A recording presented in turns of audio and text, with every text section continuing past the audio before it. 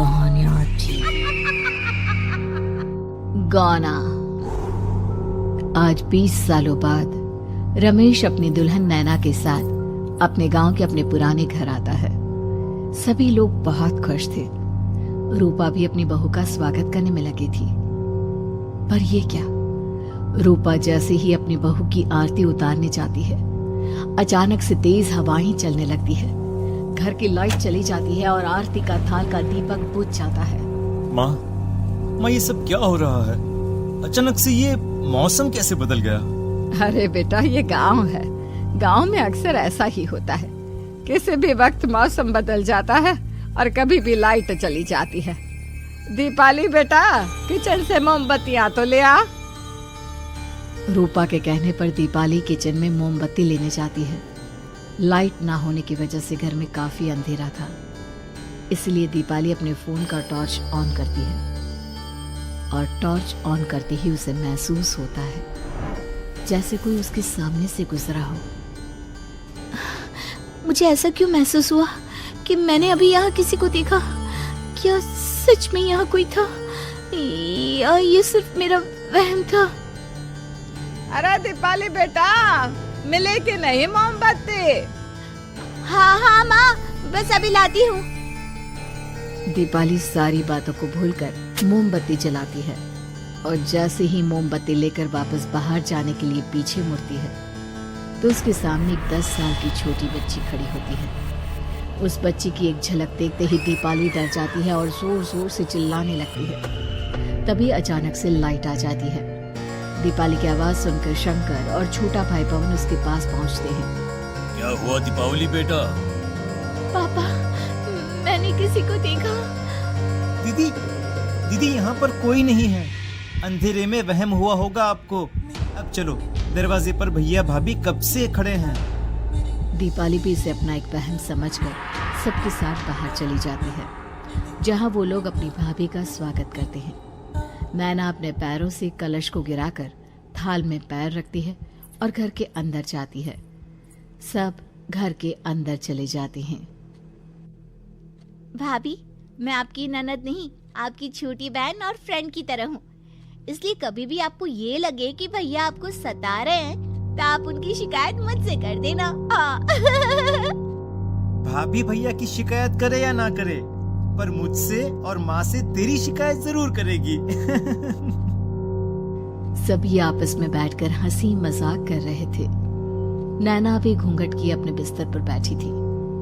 वो सब आपस में बात कर ही रहे होते हैं कि तभी उन्हें एक अजीब डरावनी आवाज सुनाई देती है और कमरे की खिड़की अपने आप ही खुल जाती है। मुझे इसीलिए गांव पसंद नहीं। गांव में ऐसी ही डरावनी आवाजें आती हैं। मैंने तो सुना है गांव में बहुत सारे भूत भी होते हैं और इस मौसम को पता नहीं क्या हो रहा है। मुझे तो बहुत डर लग रहा है। मैं तो अपने कमरे में जा रही हूँ सोने। बाय भाभी, हम कल बात करेंगे। अब सब अपने कमरे में सोने चले जाते हैं। नैना अपने कमरे में बिल्कुल अकेली थी। कुछ देर बाद रमेश अपने कमरे में आता है और देखता है कि नैना खिड़की के पास खड़ी होकर बाहर की ओर एक टक नजरें लगाकर देख रही थी। क्या हुआ नैना? बाहर क्या देख रही हो? मैं बाहर का मौसम देख रही हूँ रमेश जी।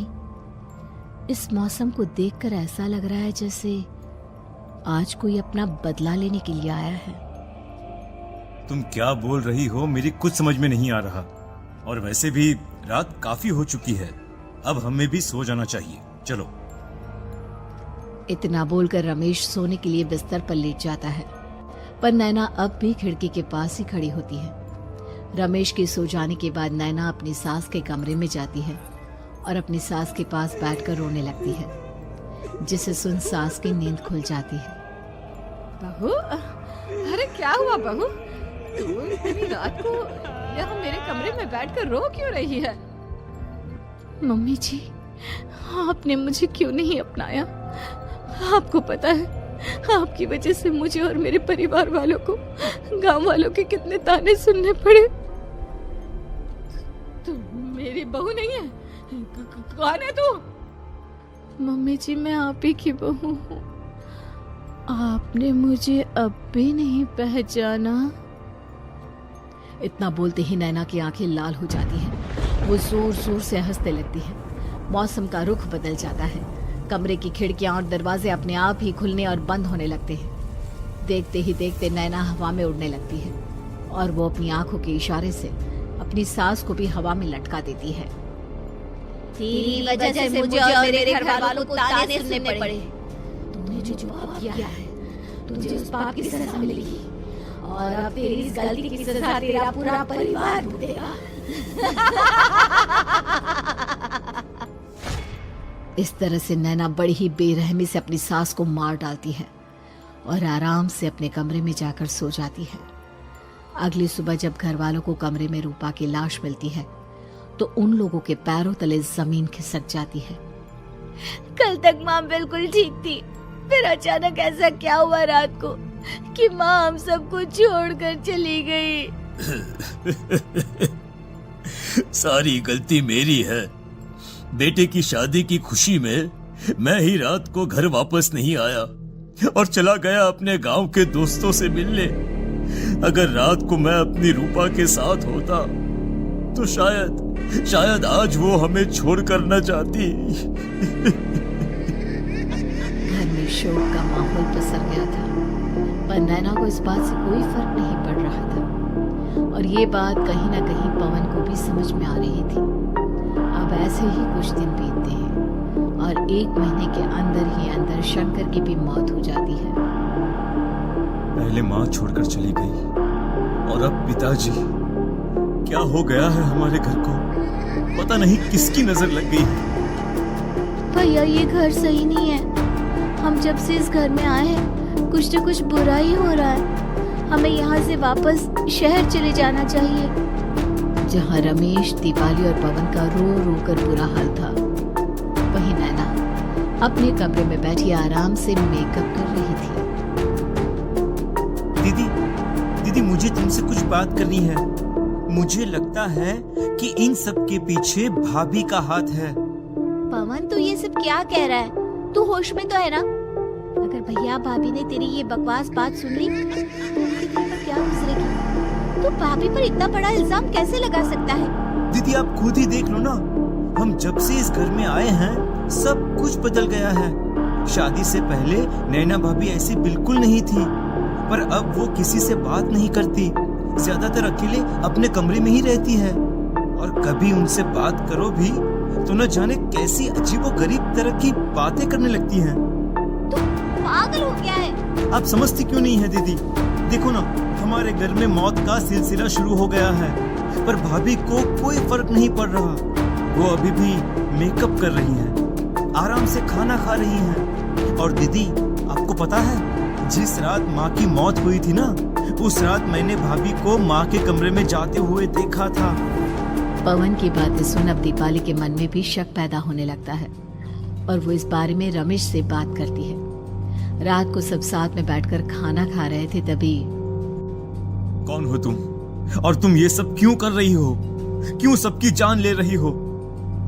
रमेश जी ये आप क्या कह रहे हैं? मैं भला मम्मी जी पापा जी की जान क्यों लूंगी? मैंने कब कहा कि तुमने माँ पापा की जान ली? नैना तुम तो मेरी पत्नी हो, तुम थोड़ी किसी को मारोगी। नैना तुम नैना ही हो ना? रमेश की ये बात सुनते ही नैना खाना छोड़कर गुस्से में सबको देखने लगती है। नैना की गुस्से भरी आंख को देखकर तीनों भाई बहन डर जाते हैं। तभी नैना जोर जोर से हंसने लगती है।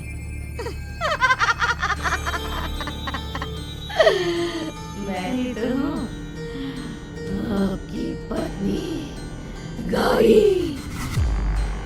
गौरी का नाम सुनते ही रमेश के होश उड़ जाते हैं। आखिर कौन है ये गौरी?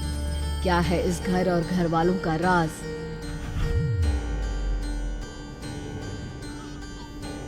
हमारे दोनों बच्चे एक साथ कितने अच्छे लग रहे हैं ना? हाँ, कितने अच्छे दोस्त हैं दोनों। बस बड़े होने के बाद भी इनकी ये दोस्ती बनी रहे तो बच्चे कितने खुश रहेंगे। मैं क्या सोच रहा था कि क्यों ना हम अपनी दोस्ती को रिश्तेदारी में बदल दें। मैं अपने बेटे रमेश की शादी तेरी बेटी गौरी से करना चाहता हूँ। इस तरह हमारे बच्चे भी हमेशा साथ रहेंगे और हमारी दोस्ती भी रिश्तेदारी में बदल जाएगी। शंकर की इस बात से उसके दोस्त को बहुत अच्छा लगता है और वो अपनी बेटी की शादी रमेश से करवाने के लिए तैयार हो जाता है। बहुत जल्द दोनों परिवार मिलकर बचपन में ही रमेश और गौरी की शादी कराते हैं। अरे शंकर, अपने बच्चों की शादी करवा कर हमने अपनी दोस्ती को रिश्तेदारी में बदल तो लिया, पर मैं चाहता हूँ कि अपनी गौरी का गौना 2 साल बाद करूँ ताकि वो थोड़ी समझदार हो जाए। अरे हाँ दोस्त, बिल्कुल, हमें कोई दिक्कत नहीं है।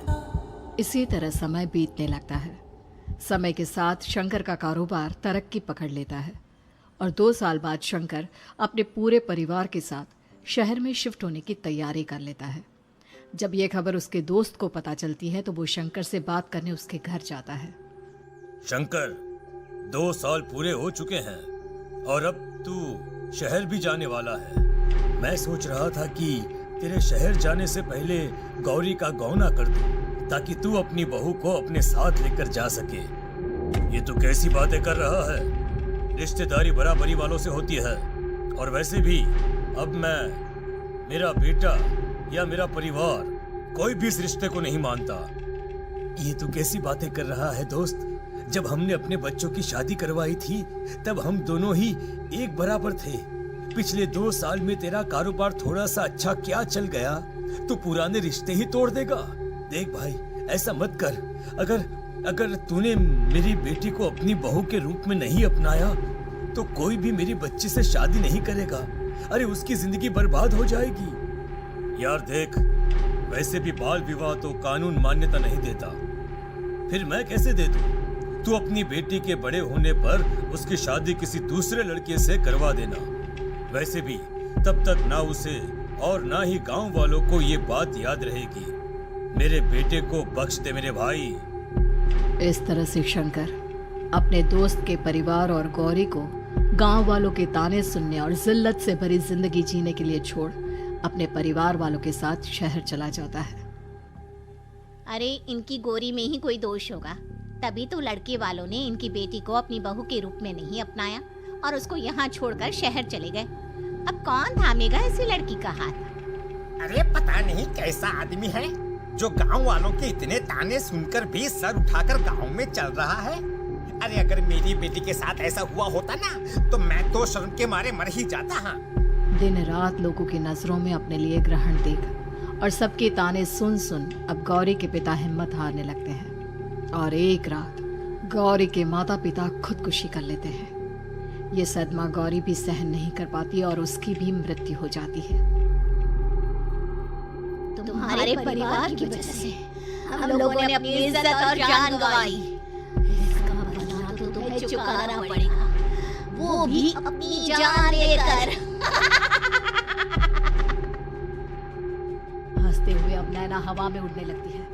नैना अब पूरी तरह से बदल चुकी थी। गौरी की आत्मा उसके शरीर पर हावी हो चुकी थी। उसकी आंखें सफेद, पैर उल्टे, चेहरा काला और बाल बिखर गए थे। अब गौरी अपनी शैतानी शक्तियों से घर के हर कोने को अपने काबू में कर लेती है और सीधी दीवार पर जाकर चिपक जाती है। मुझे अपना बदला चाहिए। बदला लूंगी मैं तुम सबको खत्म कर दूंगी। गौरी इतनी तेज चिल्ला रही होती है कि उसकी आवाज से घर के सारे कांच टूट जाते हैं। सामान इधर उधर गिरने लगता है और ये सब देखकर तीनों भाई बहन के होश उड़ जाते हैं। बचाओ, भागो, भागो। उन तीनों को अपनी जान बचाने के लिए यहाँ से वहाँ भागता देख गौरी जोर जोर से हंसने लगती है।